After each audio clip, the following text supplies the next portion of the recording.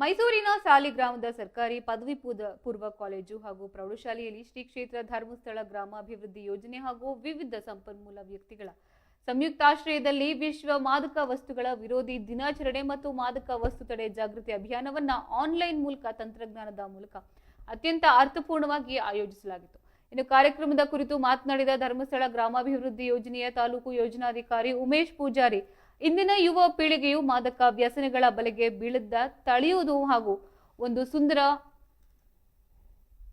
ಮಾದಕ ಮುಕ್ತ ಸಮಾಜವನ್ನ ನಿರ್ಮಾಣ ಮಾಡುವುದು ಈ ಬೃಹತ್ ಜಾಗೃತಿ ಅಭಿಯಾನದ ಮುಖ್ಯ ಉದ್ದೇಶವಾಗಿದೆ ಎಂದು ತಿಳಿಸಿದ್ದಾರೆ. ಆನ್ಲೈನ್ ಮೂಲಕ ಮೂಡಿಬಂದ ಈ ಕಾರ್ಯಕ್ರಮದಲ್ಲಿ ತಜ್ಞರು ಮಾದಕ ವಸ್ತುಗಳ ಸೇವನೆಯಿಂದ ಉಂಟಾಗುವ ಮಾನಸಿಕ ಹಾಗೂ ದೈಹಿಕ ದುಷ್ಪರಿಣಾಮಗಳ ಬಗ್ಗೆ ವಿದ್ಯಾರ್ಥಿಗಳಿಗೆ ಕಣ್ಣಿಗೆ ಕಟ್ಟುವಂತೆ ವಿವರಿಸಿದರು. ಇನ್ನು ಈ ಪ್ರಮುಖ ಶೈಕ್ಷಣಿಕ ಕಾರ್ಯಕ್ರಮದಲ್ಲಿ ಪದವಿ ಪೂರ್ವ ಕಾಲೇಜಿನ ಪ್ರಾಂಶುಪಾಲರಾದ ಸುರೇಶ್, ತಾಲೂಕು ರೈತ ಸಂಘದ ಅಧ್ಯಕ್ಷರಾದ ಶೇಖರ್, ಉಪನ್ಯಾಸಕ ನಾಗರಾಜ್, ಪೊಲೀಸ್ ಇಲಾಖೆಯ ಸಿಬ್ಬಂದಿಗಳಾದ ಕೃಷ್ಣಮೂರ್ತಿ, ಮಂಜು ಅವರು ಸೇರಿದಂತೆ ಶಾಲಾ ಕಾಲೇಜಿನ ನೂರಾರು ವಿದ್ಯಾರ್ಥಿಗಳು ಹಾಗೂ ಶಿಕ್ಷಕ ವೃಂದದವರು ಉಪಸ್ಥಿತರಿದ್ದು ಯಶಸ್ವಿಯಾಗಿಸಿದ್ದಾರೆ.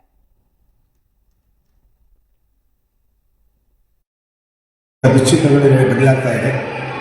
ಸೊ ಈ ನಿಟ್ಟಿನಲ್ಲಿ ಧರ್ಮಸ್ಥಳದ ಧರ್ಮಾಧಿಕಾರಿಯವರು ಒಂದು ಒಳ್ಳೆಯ ದೊಡ್ಡ ನಿರ್ಧಾರವನ್ನು ತೆಗೆದುಕೊಂಡು ವಿದ್ಯಾರ್ಥಿಗಳೊಂದಿಗೆ ನೇರವಾಗಿ ಸಂವಾದನವನ್ನು ನಡೆಸುವುದರ ಮೂಲಕ ಈ ದುಶ್ಚಟಗಳಿಗೆ ಬಲಿಯಾಗದೆ ಸದೃಢ ಸಮಾಜವನ್ನು ಹೇಗೆ ನಿರ್ಮಿಸಿಕೊಳ್ಳಬೇಕೆಂಬುದರ ಬಗ್ಗೆ ಒಳ್ಳೆಯ ಸಂದೇಶವನ್ನು ನೀಡಿದ್ದಾರೆ.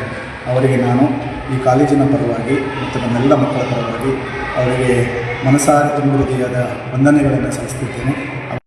ಶ್ರೀ ಕ್ಷೇತ್ರದ ಆರಾಧನೆ ಮಂಜುನಾಥ ಸ್ವಾಮಿಯನ್ನು ಭಕ್ತಿಯಿಂದ ಸ್ಮರಿಸುತ್ತಾ ಇವತ್ತು ನಾವು ಶ್ರೀ ಕ್ಷೇತ್ರ ಧರ್ಮಸ್ಥಳ ಗ್ರಾಮಾಭಿವೃದ್ಧಿ ಯೋಜನೆ ಮತ್ತು ಎಲ್ಲ ರೀತಿಯ ಸಂಪನ್ಮೂಲ ವ್ಯಕ್ತಿಗಳನ್ನು ಒಳಗೊಂಡು ಕರ್ನಾಟಕ ರಾಜ್ಯಾದ್ಯಂತ ಸುಮಾರು 1,000ಕ್ಕಿಂತ ಹೆಚ್ಚು ಪ್ರೌಢಶಾಲೆ, ಹೈಸ್ಕೂಲ್ ಕಾಲೇಜ್ ಮತ್ತು 1,20,000ಕ್ಕಿಂತ ಹೆಚ್ಚು ಮಕ್ಕಳಿಗೆ ದುಶ್ಚಟ ದುರಭ್ಯಾಸದಿಂದ ಆಗುವಂಥ ದುಷ್ಪರಿಣಾಮಗಳ ಬಗ್ಗೆ ವಿಶ್ವ ಮಾದಕ ವಸ್ತು ವಿರೋಧಿ ದಿನಾಚರಣೆಯ ಅಂಗವಾಗಿ ಮಾಹಿತಿ ಜಾಗೃತಿ ಕಾರ್ಯಕ್ರಮವನ್ನು ಹಮ್ಮಿಕೊಂಡಿದ್ದೀವಿ.